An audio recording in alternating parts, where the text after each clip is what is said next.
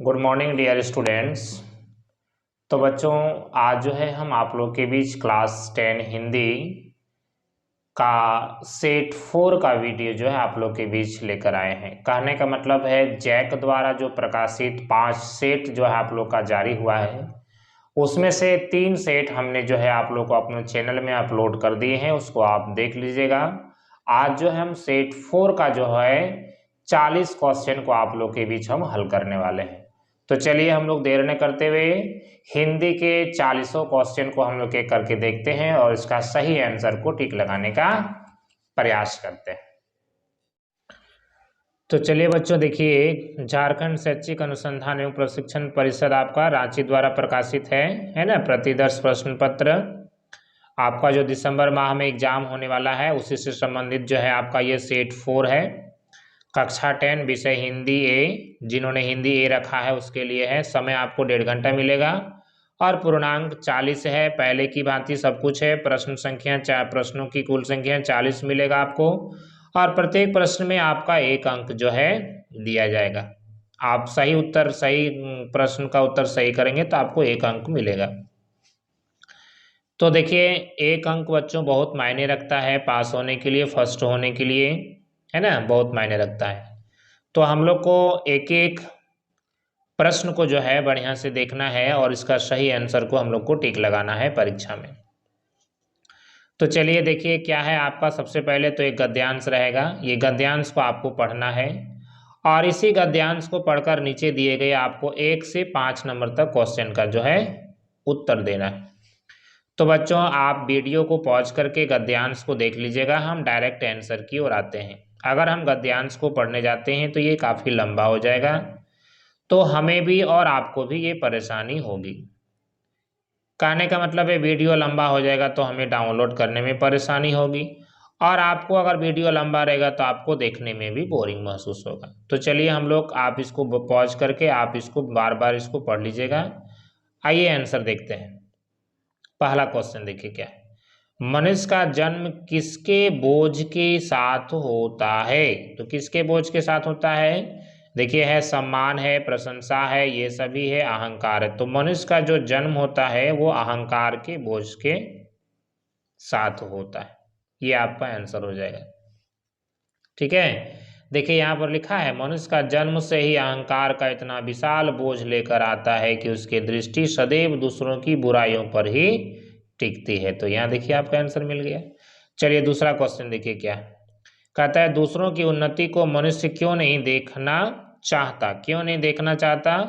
स्वयं धनवान होने के कारण, स्वयं गुणी होने के कारण, अपने बड़प्पन के कारण, ईर्ष्या भाव के कारण। तो बच्चों याद रखिएगा, ये अभी का दुनिया जो है एक दूसरे से लोग जो है जलते बहुत हैं, इसलिए आपका ये हो जाएगा ईर्ष्या भाव। 2 नंबर हो गया। चलिए तीसरा नंबर क्वेश्चन देखिए, इसका क्या है आंसर। कहता है स्वास्थ्य और सदाचार नष्ट हो जाते हैं ईर्ष्या के वश में होने के कारण, क्रोध के वश में हो जाने के कारण, स्वास्थ्य के नियमों का पालन न करने के कारण। तो कहता है स्वास्थ्य और सदाचार नष्ट हो जाते हैं, तो नष्ट होता है अनैतिक कार्य करने के कारण, ये आपका आंसर सही हो जाएगा। कहता है किसे भुलाकर मनुष्य निंदा में ही अपना जीवन बिताता है? तो आत्मनिरीक्षण को जब मनुष्य भूल जाता है तो उसका सारा जीवन जो है निंदा से भर जाता है। उन्नति का विलोम क्या होगा? तो ये आपका अवनति होगा। देखिए फिर आपका 2 नंबर में आ गया एक पद्यांश आ गया। पद्यांश मतलब एक कविता होता है। तो देखिए एक कविता है, नभ में उगाई है ना रंग भरी। ये आप देखिए इस कविता को आप ध्यान से पढ़ लीजिएगा। इसको वीडियो को पॉज करके हम आप ये कविता को आपको पूरा हम दिखा देते हैं। देखिए ये पूरा कविता है, आप इसको ध्यान से पढ़ लीजिएगा। अब चलिए हम लोग इसके संबंधित क्वेश्चन की ओर आते हैं। तो देखिए यहाँ पर तो क्वेश्चन नहीं है, क्वेश्चन आपका आ जाएगा दूसरा पेज, यानी 5 नंबर तक क्वेश्चन हम लोग के बीच हो चुका है। आप देखिए हम लोग के बीच 6 नंबर का क्वेश्चन आ गया, यानी जो कविता है उससे संबंधित क्वेश्चन देखिए आ गया कि बादलों की तुलना किससे की गई है? तो बादलों की तुलना किससे की गई है? तो जीवन के संघर्ष से जो है किया गया है बादलों की तुलना। ठीक है, ये कविता को जब आप पढ़िएगा तो आपको समझ में आ जाएगा। कवि का जीवन के प्रति दृष्टिकोण कैसा है? तो वो जीवन है आशावादी दृष्टिकोण हो जाएगा। जीवन का इंद्रधनुष कैसे बनता है? तो अनंत संघर्षों से जीवन का इंद्रधनुष बनता है। कहने का मतलब है अच्छा जीवन चाहिए, रंगीन जीवन चाहिए तो हमको अनेक संघर्ष करने पड़ेंगे, अनंत संघर्ष करने पड़ेंगे। आशा का विलोम हो जाएगा आपका निराशा। चलिए आप देखिए आगे क्या है। नभ का पर्यायवाची क्या है? धरती, पानी, हवा, आकाश। तो नभ का पर्यायवाची हो जाएगा आकाश। अब हम लोग का व्याकरण से क्वेश्चन आ गया है। निम्नलिखित में से आकर्मक क्रिया किस वाक्य में है? तो आकर्मक क्रिया है बच्चा रोता है। कहने का मतलब है बच्चों जहां पर रोना, सोना, हंसना, टहलना अगर आपको वाक्य में मिल जाए तो समझ लीजिएगा आपका आकर्मक क्रिया है। जिसमें कर्ता, क्रिया और कर्म तीनों उपस्थित हो वहाँ कौन सी क्रिया होती है? तो आकर्मक, सकर्मक। कर्ता, कर्म और क्रिया तीनों आप लोग को बताएं, सब्जेक्ट, वर्ब, ऑब्जेक्ट तीनों रहे तो वो सकर्मक क्रिया हो जाएगा। कौन अरुण का अनेकार्थी शब्द नहीं है? अरुण, अरुण मीन्स होता है देखिए सूर्य होता है, लाल होता है, सिंदूर होता है, ये सारा होता है, तो ये आपका आंसर हो जाएगा चंद्र। कहता है जब समास का प्रथम पद अव्यय और प्रधान हो तो कौन सा समास होगा? तो अव्ययी भाव समास हो गया। पहला पद अव्यय हो तो अव्ययी भाव समास। विद्यालय, विद्या के लिए आलय कौन सा समान है ऐसे? तो देख कौन सा समास है? तो बच्चों एक चीज याद रखिएगा, का, के, सी में पर के लिए आ जाए। कहने का मतलब है समासिक शब्द का विग्रह करने पर बीच में का, के, की, से में पर के लिए आ जाए तो आपको तत्पुरुष समास में टिक लगाना है। हो गया 15 नंबर क्वेश्चन आप लोग के बीच हो गया। अब देखिए 16 नंबर क्वेश्चन चलिए हम लोग देखते हैं। देखिए 16 नंबर क्वेश्चन हम लोग के बीच आ गया। कहता है नीला है जो अंबर, विग्रह का सही समस्त पद क्या होगा? नीला है जो अंबर, ठीक है, तो नीला है जो अंबर का हो जाएगा नीलांबर, है ना। पीला है जो अंबर, पीतांबर।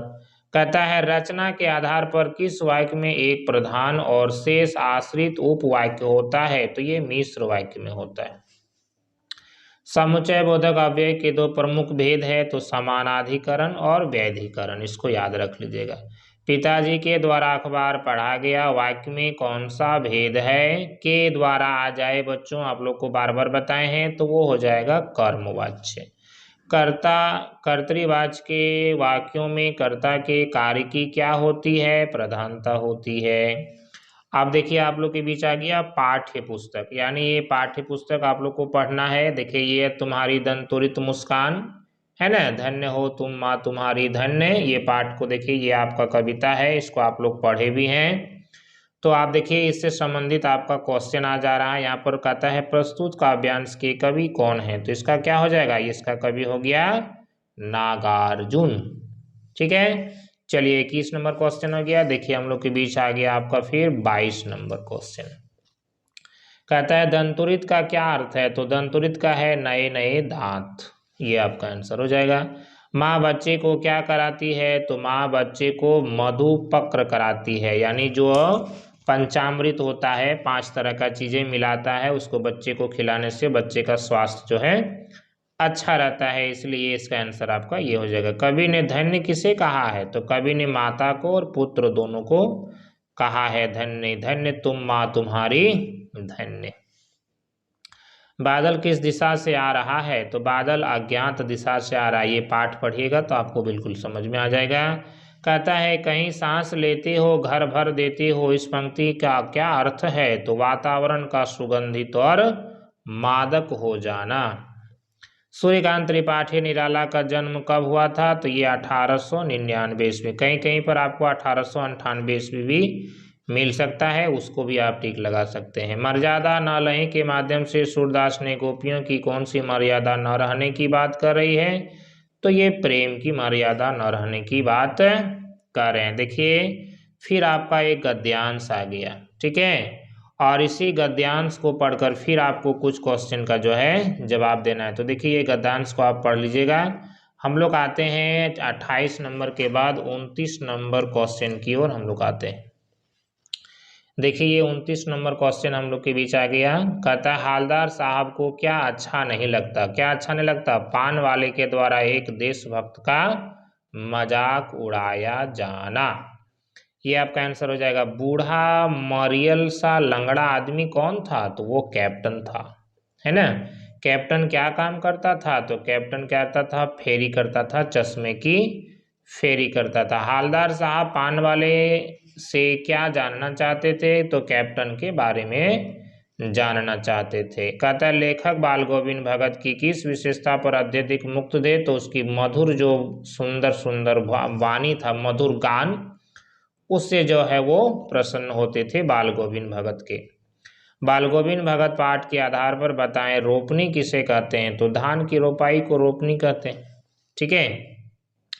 बाल गोविंद भगत के संगीत को लेखक ने क्या कहा है? जादू कहा है। ये आपका आंसर हो जाएगा। बाल गोविंद भगत कौन से माह में प्रभातियां शुरू करते हैं? तो ये आपका हो जाएगा कार्तिक मास। हो गया। फिर देखिए आपका एक गद्यांश फिर आ गया, और इस गद्यांश से संबंधित फिर आपका कुछ क्वेश्चन आ जाएगा। देखिए ये गद्यांश आपका हो गया, ये गद्यांश पूरा नहीं है, यहाँ पर आपका ये पूरा हो जाएगा गद्यांश। ठीक है। ये देखिए आपका ऊपर 2 लाइन है, नीचे 2 लाइन है, ये पूरा इसको पढ़िएगा, और इसको पढ़ने के बाद यहाँ तक देखिए आपका गद्यांश है, उसके बाद ये 3-4 क्वेश्चन है। तो देखिए इसका कहता है 37 नंबर क्वेश्चन आपको, 36 नंबर क्वेश्चन आपको बता दिए, यहाँ पर कार्तिक मास हो गया। चलिए 37 नंबर क्वेश्चन देखिए क्या कहता है, प्रस्तुत कहानी के लेखक कौन है? तो इसका लेखक हो जाएगा सी पूजन सहाय। बच्चों ये आपका सेकेंड बुक से दिया गया है। ठीक है। चलिए आपका लेखक की माँ काजल कहाँ लगाती थी? तो नाभि और लीलार में काजल लगाती थी। कहाँ लगाती थी? नाभि और लीलार में। माँ चोटी में लेखक को क्या बांध कर देती थी? तो फूलदार लट्टू। लेखक किसकी गोद में खिसकते खिसकते सिसकते सिसकते बाहर निकलते हैं? तो ये आपका हो जाएगा बाबूजी की गोद में। तो बच्चों ये था 40 क्वेश्चन। उम्मीद है आपको अच्छी तरह से समझ में आ गया होगा। तो बच्चों आज के लिए इतना ही, फिर आपको हम अगली वीडियो में सेट 5 का जो है सारा क्वेश्चन को लेकर आएंगे। तो आज के लिए इतना ही। Thank you.